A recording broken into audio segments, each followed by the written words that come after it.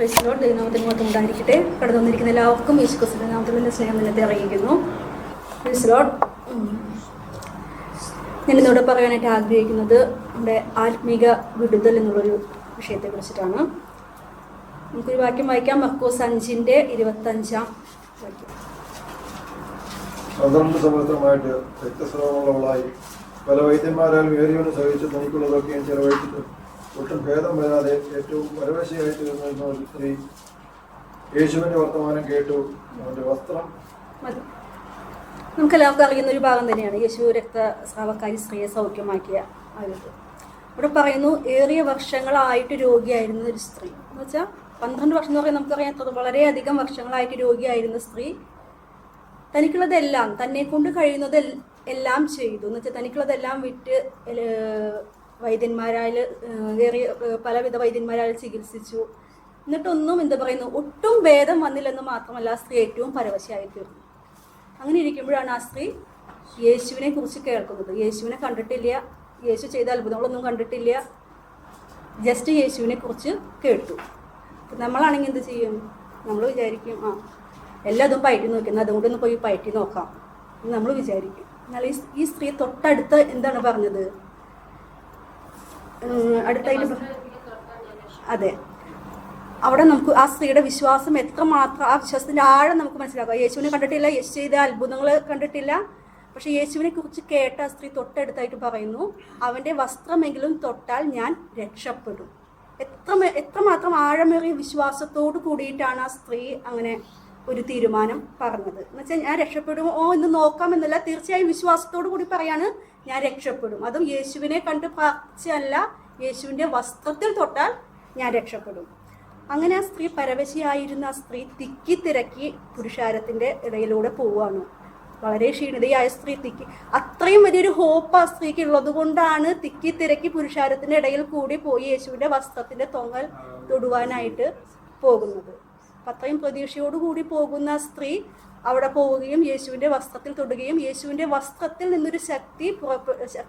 നിന്ന് പുറപ്പെടുന്ന ശക്തി മൂലം ആ സ്ത്രീക്ക് പരിപൂർണ സൗഖ്യം വന്നു എന്ന് ഇവിടെ നമുക്ക് കാണുവാനായിട്ട് സാധിക്കും. അപ്പോൾ ഇവിടെ നമുക്ക് മെയിനായിട്ട് മനസ്സിലാക്കാൻ പറ്റുന്നത് ആ സ്ത്രീ വളരെ വർഷങ്ങളായി ആ സ്ത്രീ പരിശ്രമിച്ചു. ഇങ്ങനൊരു കാര്യം കേട്ടു. യേശു പറഞ്ഞത് എന്തിട്ടാണ്? യേശു തോമസിനോട് പറയുന്നുണ്ട്, നീ എന്നെ കണ്ടതുകൊണ്ട് വിശ്വസിച്ചു, കാണാതെ വിശ്വസിച്ചു ഭാഗ്യവാന്മാർ എന്ന് പറഞ്ഞു. അതുപോലെ തന്നെ കാണാതെ യേശുവിനെ കുറിച്ച് കേട്ട സ്ത്രീ യേശുവിൻ്റെ അടുക്കൽ തിക്കി ക്ഷീണിതയായ സ്ത്രീ പുരുഷാരത്തിനടിയിലൂടെ തിക്കി ചെന്നു യേശുവിൻ്റെ വസ്ത്രത്തിൽ തൊട്ടു. യേശുവിൻ്റെ വസ്ത്രത്തിൽ നിന്ന് ശക്തി പ്രവഹിച്ചു. ആ സ്ത്രീ അവിടെ സൗഖ്യപ്പെട്ടതായി നമുക്ക് കാണാനായിട്ട് സാധിക്കും. അപ്പം നമുക്ക് മനസ്സിലാക്കാനായിട്ട് സാധിക്കുന്നത് അപ്പോൾ ശാരീരിക വിടുതലിൻ്റെ ആ ഒരു അടിസ്ഥാനം എന്ന് പറയുന്നത് അവിടെ യേശു പറഞ്ഞത് വിശ്വാസമാണ്. പിന്നീട് യേശു പറയുന്നത് നിന്റെ വിശ്വാസം നിന്നെ രക്ഷിച്ചിരിക്കുന്നു. അതിൻ്റെ തൊട്ട് താഴത്തെ ഭാഗം നമുക്ക് നോക്കുമ്പോൾ കാണാനായിട്ട് സാധിക്കും യേശു യായിറോസിൻ്റെ മകളെ ഉയർപ്പിച്ചത്. അവിടെയും യേശു പറയുന്നൊരു കാര്യമുണ്ട്, ഭയപ്പെടേണ്ട, വിശ്വസിക്കുക മാത്രം ചെയ്യുക. അപ്പം നമ്മുടെ ശാരീരിക വിടുതലിൻ്റെ ആ ഒരു വിശ്വാസമാണ് യേശു ക്രിസ്തു പറയുന്നത്. എന്നാൽ എൻ്റെ ഇന്നത്തെ ഒരു സബ്ജക്റ്റ് എന്ന് പറയുന്നത് ശാരീരിക വിടുതലിനേക്കാൾ ഒരേയുള്ള ആത്മീയ വിടുതൽ, ആത്മീയ വളർച്ച അല്ലെങ്കിൽ ആത്മീയ ആരോഗ്യം നമ്മൾ എങ്ങനെ കാത്തു സൂക്ഷിക്കണം. നമുക്കറിയാം കഴിഞ്ഞ തിങ്കളാഴ്ച എനിക്ക് തോന്നുന്നു ഇവിടെയായിരിക്കുന്ന എല്ലാവരും രാത്രി ഒരു ചെറുതായിട്ടെങ്കിലും ഒന്ന് പേടിച്ച് കാണും. ഇറാൻ ഇസ്രയേൽ ആ ഒരു യുദ്ധത്തിൻ്റെ ഇതിൽ ഖത്തറിൽ അടുത്തത് നമുക്ക് കിട്ടും. എനിക്ക് തോന്നുന്നു എല്ലാവരും ഇവിടെ ചെറുതായിട്ടും ഒരു മനസ്സിലൊരു പേടി എല്ലാവർക്കും ഉണ്ടായി കാണും. നമ്മുടെ ശാരീരിക വിടുതലിനായിട്ട് നമ്മുടെ ശാരീരിക ആരോഗ്യം കാത്തു സൂക്ഷിക്കേണ്ടതായിട്ട് നമ്മൾ പ്രഷർ, ഷുഗർ, കൊളസ്ട്രോള് അതൊക്കെ അവിടെ കൊണ്ട് അവസാനിച്ചേനെ. എല്ലാതും നമ്മുടെ ശാരീരിക വിടുതൽ അവിടെ കൊണ്ട് നിന്ന് പോയേനെ. അപ്പം ആ ഒരു ഇതിൽ എൻ്റെ മനസ്സിൽ വന്നൊരു ഇതാണ് നമ്മുടെ ആത്മീക വിടുതലിനായിട്ട് അല്ലെങ്കിൽ ആത്മീക വളർച്ചയ്ക്കായിട്ട് നമ്മൾ എന്താണ് ചെയ്യുന്നത്, അതിനുവേണ്ടി നമുക്ക് എന്ത് ചെയ്യാം. അപ്പം നമുക്ക് നോക്കാം. ആത്മീയ വിടുതലിന് നമുക്ക് ഒന്നാമതായിട്ട് അതിൻ്റെ ഒരു തുടക്കം എന്ന് പറയുന്നത് നമ്മുടെ പാപത്തിൽ നിന്നുള്ള ഒരു തിരിച്ചുവരവാണ്. നമുക്കറിയാം, നമുക്ക് യേശുക്രിസ്തു നമുക്ക് വേണ്ടി കാൽവറിയിൽ മരിച്ചു, നമുക്ക് പാപമോചനം ലഭിച്ചു എന്ന് നമ്മൾ രക്ഷിക്കപ്പെട്ടു, സ്നാനപ്പെട്ടു എന്ന് വിചാരിച്ച് നമ്മൾ ആരും പാപം ചെയ്യാത്തവരാണെന്ന് പറയാൻ പറ്റുമോ? ഇല്ല. നമ്മൾ മനുഷ്യരാണ്, നമ്മൾ ബലഹീനരാണ്, നമ്മളെല്ലാവരും പാപം ചെയ്യുന്നുണ്ട് അല്ലേ? പാപം ചെറുതായിട്ടായാലും നമ്മുടെ ഭാഗത്തു നിന്ന് ബലഹീനതകൾ വന്നു പോകുന്നുണ്ട്. 1 യോഹന്നാൻ 1:8-9 ആ ഭാഗങ്ങളിൽ നമുക്ക് നോക്കുമ്പോൾ കാണാനായിട്ട് സാധിക്കും. നമ്മൾ പാപം ചെയ്യുന്നില്ല എന്ന് ഒരു മനുഷ്യൻ പറയുന്നുണ്ട് എങ്കിൽ പാപമില്ല എന്ന് നാം പറയുന്നുവെങ്കിൽ നമ്മെ തന്നെ വഞ്ചിക്കുന്നു. അതെ, നമുക്ക് പാപമില്ല എന്ന് പറയുന്നെങ്കിൽ നമ്മൾ പാപം ചെയ്യുന്നില്ല എന്ന് പറയുന്നത് നമ്മൾ അസത്യവാദിയാക്കുന്നു, നമ്മളെ തന്നെ വഞ്ചിക്കുന്നു. നമ്മൾ എന്ത് ചെയ്യണമെന്നാണ് പറയുന്നത്? നമ്മുടെ പാപങ്ങളെ ഏറ്റുപറയുന്നുവെങ്കിൽ തീർച്ചയായും നമ്മളെ ശുദ്ധീകരിക്കാനായിട്ട് നമ്മുടെ കർത്താവ് ശക്തനാണ്. നമ്മുടെ പാപം എത്ര കടും ചുവപ്പായിരുന്നാലും അത് ഹിമം പോലെ വെളുപ്പിക്കാൻ കഴിയുന്ന ഒരു കർത്താവിൻ്റെ സന്നിധിയിലേക്കാണ് നമ്മൾ നമ്മുടെ പാപങ്ങളെ ഏറ്റുപറയുന്നത്. നമുക്ക് വേണ്ടി പക്ഷപാതം ചെയ്യാൻ അവിടെ ആളുണ്ട്, നമ്മൾ മധ്യസ്ഥനുണ്ട്. നമ്മൾ ചെയ്യുന്ന പാപങ്ങളെ ദൈവത്തിൻ്റെ സന്നിധിയിൽ ഏറ്റുപറഞ്ഞ് ശുദ്ധീകരിക്കാനായിട്ട് നമ്മൾ തയ്യാറാവണം. കാരണം നമുക്കിനി അതിന് ചിലപ്പോൾ സമയം കിട്ടിയെന്ന് വരില്ല. നമ്മൾ വിചാരിക്കും പിന്നെ ആവട്ടെ, പക്ഷെ നമുക്ക് നമ്മുടെ മുന്നിലുള്ള സമയം എന്ന് പറയുന്നത് വളരെ ചുരുക്കമാണ്. യെഹെസ്കേൽ 18:21 പറയുന്നു, ദുഷ്ടൻ താൻ ചെയ്ത പാപങ്ങളെ ഏറ്റുപറഞ്ഞ് നീതിയും ന്യായവും പ്രവർത്തിക്കുന്നുവെങ്കിൽ അവൻ മരിക്കാതെ ജീവിച്ചിരിക്കും. ഇവിടെ പറയുന്ന മരണം എന്ന് പറയുന്നത് നമ്മുടെ ഈ ലോകത്തിലത്തെ അല്ല. നമുക്കിവിടെ നമുക്ക് നമ്മുടെ ശാരീരിക വിടുതലിലൂടെ നമുക്ക് ഈ ലോകത്തിൽ കുറച്ചൊരു 70-80 വർഷം ജീവിക്കാമെന്നല്ലാതെ നമുക്ക് നിത്യമായിട്ട് യുഗായുഗമായിട്ട് നിത്യജീവനം നിലനിൽക്കണമെങ്കിൽ തീർച്ചയായിട്ടും നമ്മൾ എന്ത് വേണം? നമുക്കൊരു ആത്മീക വളർച്ച അല്ലെങ്കിൽ ആത്മീക വിടുതൽ നമ്മൾ അത് നേടിയിരിക്കുക തന്നെ ചെയ്യണം. അപ്പം ഇവിടെ പറയുന്ന ദുഷ്ടൻ താൻ ചെയ്ത പാപങ്ങളെ ഏറ്റുപറഞ്ഞു നീതിയും ന്യായവും പ്രവർത്തിക്കുന്നുവെങ്കിൽ അവൻ മരിക്കാതെ നിത്യജീവനിൽ നിലനിൽക്കും എന്ന് മനസ്സിലാക്കാനായിട്ട് സാധിക്കും. അപ്പം നമ്മൾ ഒന്നാമത് നോക്കി പാപത്തിൽ നിന്നുള്ള തിരിച്ചുവരവ് എന്ന് വെച്ചാൽ പാപത്തെ അറിഞ്ഞ് മനസ്സിലാക്കിയിട്ടുള്ളൊരു തിരിച്ചുവരവ്. രണ്ടാമത് നമുക്ക് പറയാം ദൈവവചനം. നമ്മളെല്ലാവരും വചനം കേൾക്കുന്നവരാണ്. നമ്മൾ എത്ര പേര് ആ വചനത്തെ അറിഞ്ഞ് പഠിച്ച് ഗ്രഹിച്ച് അതിപ്രകാരം ജീവിക്കാനായിട്ട് ശ്രമിക്കുന്നവരുണ്ട്? സങ്കീർത്തനം 107:20 പറയുന്നു, അവൻ തൻ്റെ വചനത്തെ അയച്ച് നമ്മെ സൗഖ്യമാക്കി. നമ്മുടെ ദൈവവചനത്തിൻ്റെ ശക്തി എന്ന് പറയുന്നത് നമുക്ക് ആത്മീയ ഉണർവ് നൽകുന്നതാണ്. നമുക്കറിയാം, നമ്മൾ കുഞ്ഞുങ്ങൾ അവരുടെ വളർച്ചയുടെ ഘട്ടത്തിൽ അവർക്ക് പാല് പോഷകാഹാരമാണ്. അവരുടെ ശാരീരിക വളർച്ചയ്ക്കുള്ള ഒരു പോഷകാഹാരമായിട്ട് നമ്മൾ പാല് പറയും. അതുപോലെ തന്നെ നമ്മുടെ ആത്മീയ വളർച്ചയ്ക്കുള്ള ഒരു പോഷകാഹാരമാണ് എന്ത്? വചനം എന്ന മായമില്ലാത്ത പാൽ. അപ്പം നമ്മൾ കേൾക്കുന്ന വചനങ്ങൾ കേട്ടുകൊണ്ട് ഇവിടെ യാക്കോബ് 1:22 ഒന്ന് വായിക്കാവാം.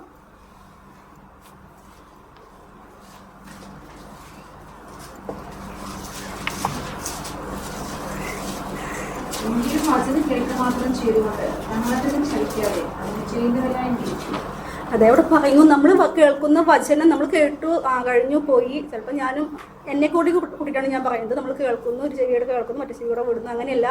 നമ്മൾ കേട്ട വചനം അത് കേൾക്കുക മാത്രമല്ല, അത് നമ്മളെ പ്രാവർത്തികമാക്കുവാനും അത് ഗ്രഹിക്കുവാനും നമ്മൾ ശ്രമിക്കണം. അപ്പോൾ ജോളി ചേച്ചി പറഞ്ഞ ദൈവവചനം നമുക്ക് എന്തെങ്കിലും അറിഞ്ഞാൽ മാത്രമേ നമുക്ക് നമ്മുടെ കുട്ടികൾക്ക് പറഞ്ഞു കൊടുക്കാനായിട്ട് കഴിയുള്ളൂ. യേശുക്രിസ്തു പറഞ്ഞത്, നിങ്ങൾ സുവിശേഷം അറിയിപ്പിൻ, ലോകമെമ്പാടും പോയി എൻ്റെ വചനങ്ങളെ അറിയിപ്പിൻ.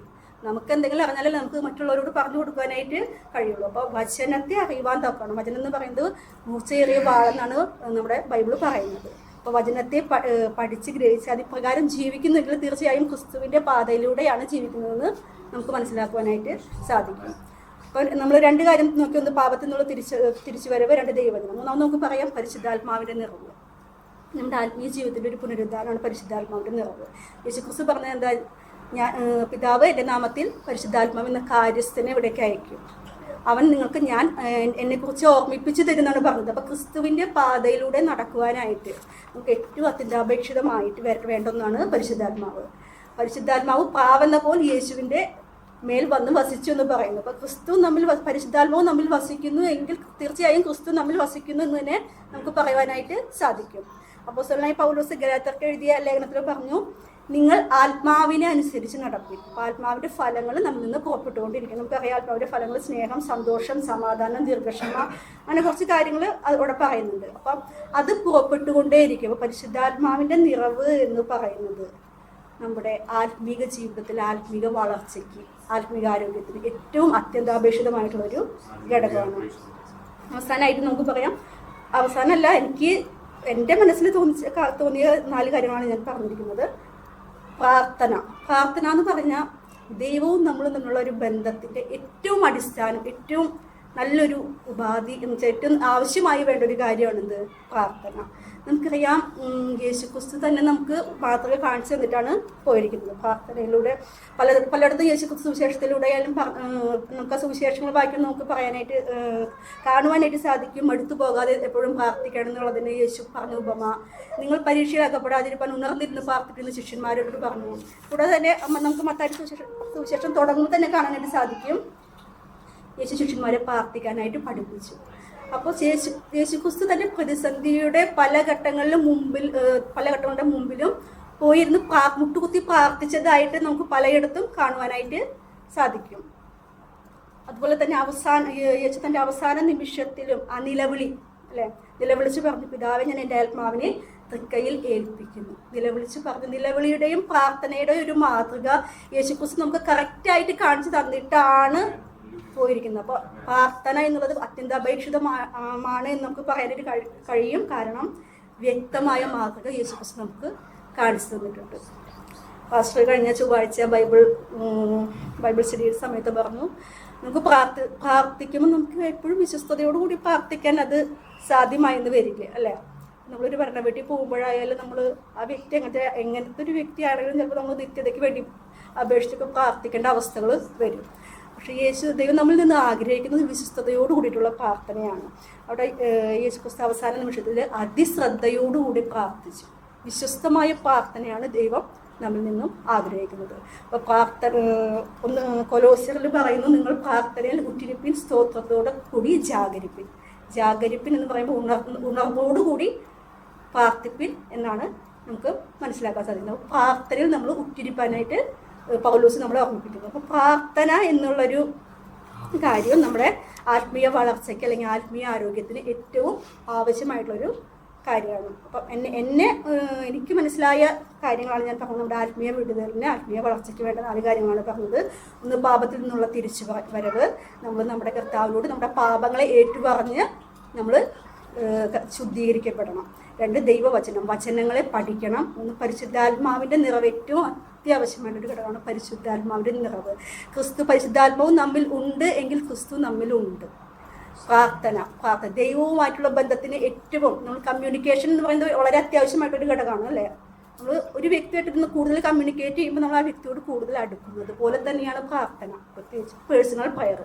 അപ്പം നമ്മൾ പ്രാർത്ഥന നമ്മുടെ ജീവിതത്തിൽ വളരെയധികം അത്യന്താപേക്ഷിതമായിട്ടുള്ളൊരു കാര്യമാണ്.